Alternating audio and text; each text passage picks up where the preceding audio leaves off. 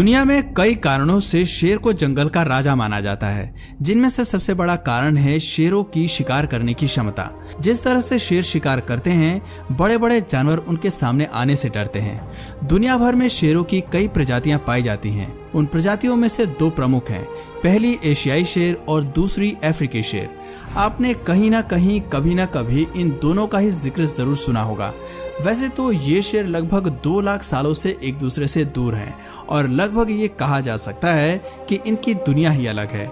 लेकिन क्या हो अगर इन दोनों शेरों की लड़ाई हो जाए, इन दोनों में से कौन जीतेगा? और सबसे बड़ी बात यह है कि आखिर इन दोनों में से कौन है सबसे अधिक शक्तिशाली। आइए जानते हैं ये सब कुछ बड़े ही विस्तार से।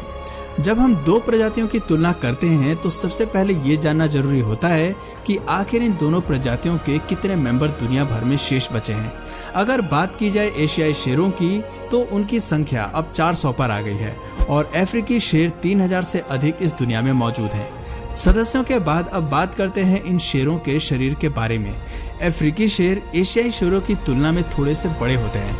अगर बात करें एक पुरुष अफ्रीकी शेर की तो इनका वजन लगभग 140 किलो से 225 किलो के बीच होता है। वहीं मादा अफ्रीकी शेर का वजन औसतन 150 किलो के आसपास होता है।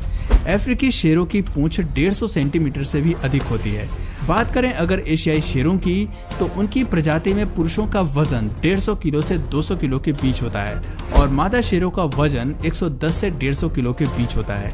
एशियाई पुरुष शेर 3.5 से 4 फीट के बीच लंबे होते हैं और वहीं मादा शेर 2.5 से 3 फीट के बीच लंबी होती है। एशियाई शेरों की पूंछ लगभग 70 से 100 सेंटीमीटर लंबी पूंछ होती है। अब तक सबसे ज्यादा भारी 400 किलोग्राम का अफ्रीकी शेर पाया गया है, जिसकी लंबाई नाक से लेकर उसके पूंछ के अंतिम छोर तक 11 फीट थी। और अगर वहीं एशियाई शेरों की बात करें तो अब तक सबसे लंबा शेर 9.7 फीट लंबा पाया गया है।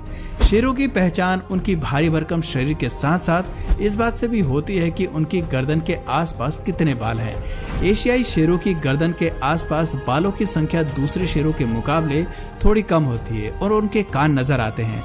वहीं अगर बात करें अफ्रीकी शेरों की तो उनके बाल काफी ज्यादा बड़े और रंग में भूरे नजर आते हैं। उनके बाल उन्हें काफी ज्यादा हैवी लुक देते हैं और इसके साथ ही वो कमाल के नजर आते हैं। जहां एशियाई शेरों के बालों का रंग थोड़ा सा संतरी होता है, वहीं अफ्रीकी शेरों का बाल भूरे नजर आते हैं। अगर अफ्रीकी और एशियाई शेरों में अंतर करना हो तो उनकी फर के साथ साथ आप उनकी स्किन देखकर भी दोनों के बीच अंतर कर सकते हैं। दोनों के ही बीच सबसे बड़ा अंतर है उनके पेट पर मौजूद फैट का, जो कि एशियाई शेरों को कवर करता है, लेकिन अफ्रीकी शेरों के पेट पर ऐसा कोई फैट नहीं होता। इनकी फर का अंतर भी इन्हें अच्छा खासा अलग बनाता है और ये देखकर लगता है कि जैसे अफ्रीकी शेर एशियाई शेरों से ज्यादा खूंखार हैं। लेकिन क्या ऐसा वाकई में है? वैसे ये जानने से पहले क्या आप जानते हैं इनके ये फर इनके लिए बहुत ही ज्यादा जरूरी होते हैं। ऐसा इसलिए क्योंकि ये अपने फर से ही मादा शेरनी को आकर्षित करते हैं और साथ ही शिकार करते समय ये फर इनकी गर्दन की रक्षा भी करते हैं, क्योंकि अगर देखा जाए तो इनकी गर्दन ही इनके शरीर का सबसे जरूरी भाग होता है। दोस्तों, शारीरिक हाव भाव के बाद अब बात करते हैं इन शेरों के रहने की जगह के बारे में। दोस्तों, अफ्रीकी शेरों का जन्म अफ्रीका में ही हुआ था।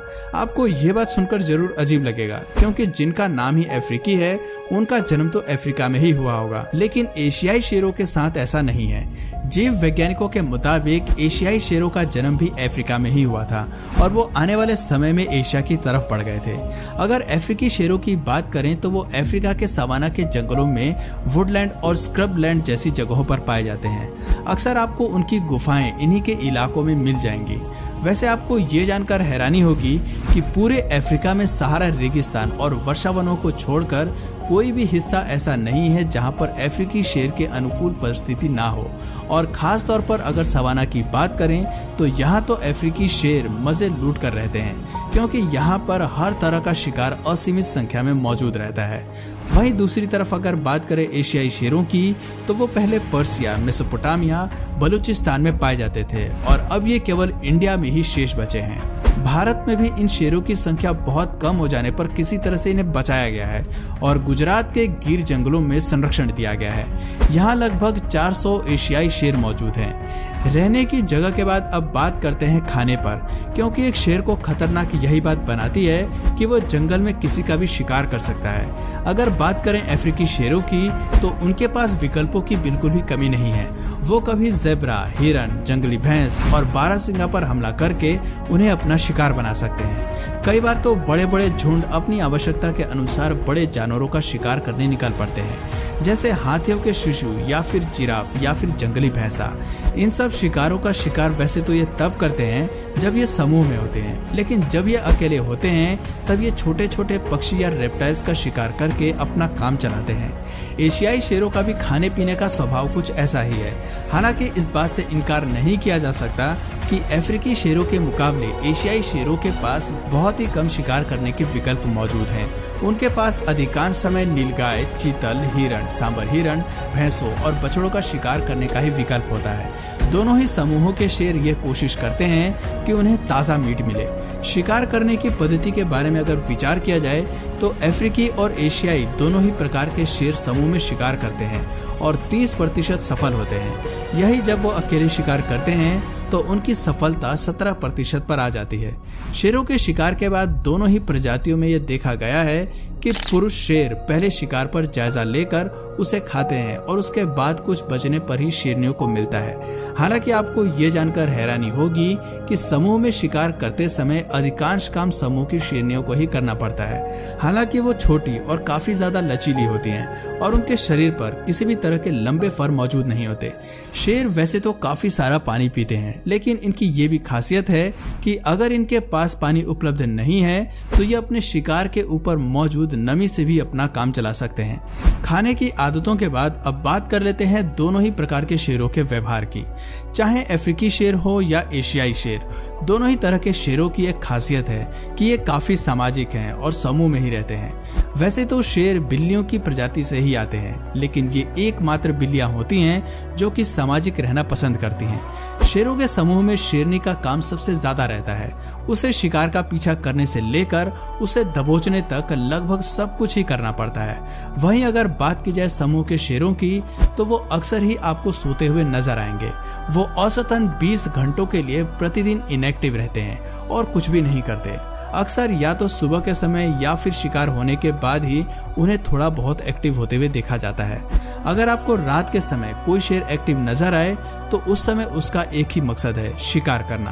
बिल्लियों की जाति में केवल शेर ही एकमात्र ऐसे सदस्य हैं जो दहाड़ लगाते हैं। शेरों की दहाड़ को 8 किलोमीटर दूर से ही सुना जा सकता है। अब तक की आपने जो भी बातें जानी वो अफ्रीकी शेरों और एशियाई शेरों में सामान्य होती हैं। अब बात कर लेते हैं दोनों ही प्रजातियों के बीच मौजूद अंतर के बारे में। एशियाई शेरों के समूह में शेरनियों की संख्या 2 तक ही सीमित होती है और वहीं बात करें अगर अफ्रीकी शेरों की तो यहाँ 4 से 6 शेरनियां तो आपको बड़े आराम से नजर आ जाएंगी। एशियाई शेर अफ्रीकी शेरों जितना सामाजिक नहीं होते और वो अपने समूह से तभी मिलते हैं जब वो शिकार पर जाने वाले होते हैं। वहीं अफ्रीकी शेर लगातार अपने समूह से बात करते हुए नजर आते हैं और कई मौकों पर उन्हें अपने समूह के सदस्यों के साथ लड़ते और सर चाटते हुए देखा जाता है, जो कि इवेंचुअली शेरों की प्रजाति में अप्रिशिएट करने का ही एक तरीका है। अफ्रीकी और एशियाई शेरों के समूह में सदस्यों की संख्या में अंतर होने के बारे में जीव वैज्ञानिकों का कहना है कि ये शिकार के आकार के कारण हो सकता है। दरअसल अफ्रीकी शेर जिन जीवों का शिकार करते हैं वो बड़े होते हैं, इसलिए उन्हें हराने के लिए बड़े समूह का होना जरूरी है। और वहीं एशियाई शेरों के निशाने पर होती हैं नीलगाय या हिरण, जो कि कम सदस्यों से भी हार जाती हैं। दोस्तों, सब कुछ जानने के बाद अब समय है ये जानने का कि अगर इन दोनों प्रजातियों के 2 शेर टकराते हैं तो आखिर कौन जीतेगा। इसका सीधा सा जवाब हो सकता है कि अफ्रीकी शेर। ऐसा इसलिए क्योंकि अफ्रीकी शेर बड़े बड़े जानवरों का शिकार करते हैं और इसीलिए इनकी रफ्तार और साथ ही उनकी मसल्स पावर एशियाई शेरों से ज्यादा होती है। वहीं अगर बात करें एशियाई शेरों की तो उनकी मसल पावर काफी कम होती है और इवेंचुअली वो जीतने के बारे में सोच भी नहीं सकते। तो दोस्तों, ये था अफ्रीकी शेरों और एशियाई शेरों के बीच का कंपैरिजन। आने वाले समय में अगर एशियाई शेरों की संख्या बढ़ती है तो इस तुलना में काफी बदलाव भी देखने को मिल सकता है। तो नेक्स्ट टॉपिक आपको किन दो जानवरों के कंपैरिजन चाहिए कमेंट करके जरूर बताइए। और अगर इस वीडियो से आपको कुछ नया जानने या सीखने को मिला या फिर इंटरेस्टिंग लगा तो प्लीज इस वीडियो को एक लाइक करके अपने फ्रेंड्स और फैमिली में से जरूर शेयर करें।